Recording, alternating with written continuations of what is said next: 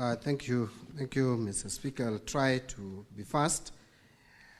Yes, it is true that we have not made major changes in taxes that would disadvantage the taxpayer or individual taxpayers in terms of reducing their disposable income. And this was a commitment. Yes, I know Senator Sifuna is attributing it exclusively to Gen Z. Partly true, partly not true. Honorable Senator Sifuna very well knows my stand on taxes. Even before I joined the cabinet or the executive, I am one person who does not believe that higher taxes would lead to more revenue or higher tax rates. And that is my stand. I've spoken about it. Maybe we share that idea with Gen Zs, but so it cannot be exclusively the Gen Z's ideas. And I think the government is also sold into the idea that now, where we have reached, we cannot go further to reduce disposable income. On housing levy, I think there is a discussion around seeing how to restructure it, because again, it has serious benefits, in my view. Quite a number of projects are coming up, but at the same time, the individual employees, those with pay slips, have complaints, which you cannot ignore. So a lot of restructuring is going on, and I am sure that more pronouncements will come in due course. On the issue of payee, again, also we are looking, actually this financial year, when we were preparing the finance bill, we even did some simulation on how to reduce the pay as you earn. But what stopped us from implementing it with this finance bill, and I think we are going to consider it in the next finance bill, alongside the reduction of corporation tax or corporate tax from 30% to 28%, we considered reducing to 28%, was the failure by KRA to meet its revenue targets. And so we thought that as we carry along with the reforms at the KRA, we should not be doing too many things at the same time. First, let us see what the reforms at KRA, in terms of automation and in terms of making it efficient, is yielding to us. Then we can now move to the next step of reducing the tax rates to increase disposable income. But it is an idea that I support, Senator Sifuna.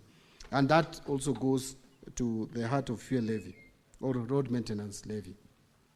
On distribution of development across the country, yes, Senator, it is true, Mr. Speaker, that over the years since independence, that we have not been very fair and objective as a country in terms of distributing or budgetary allocations to regions. And this is what has brought the tension that we have in the country, where people believe that for you to get development, then your people should be the ones in power.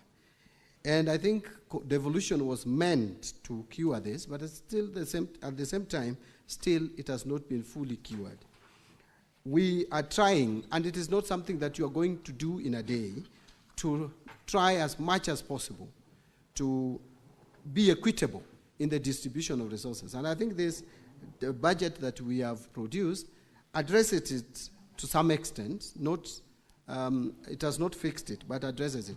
Take, for example, and I've given this example, that since independence, the children in Tana River have been eaten by crocodiles as they crossed River Tana going to school.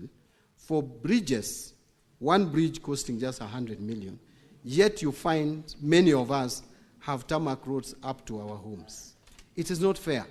So many of us have tarmac roads up to our homes. So many of us have piped water in their houses, even in rural areas. Yet Tana River, those children, for just 100 million, have been eaten by crocodile. That is we cannot live in such a country of iniquity.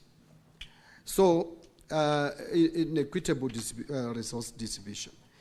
Remember, for the first time, I want to say here, Dadaab constituency, for example, is going to see 30 seconds more. The first tarmac road.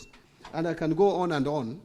And you see the first major road in northern Kenya being under construction since independence, all the way from Meru, Isiolo, going to Garissa, Wajir, all the way to Mandera. 740 kilometers being done in this, with this government to enhance equity. Now, the majority leader talked about, I can just answer the majority leader by saying that I am going to follow through some of these initiatives, including the support to tea cooperatives, common user facility and all that. We have put some allocation in the budget. I hope they will not be taken away by the National Assembly. And then I will make sure that the monies are released or the exchequer is released to support the tea sector. Thank you very much.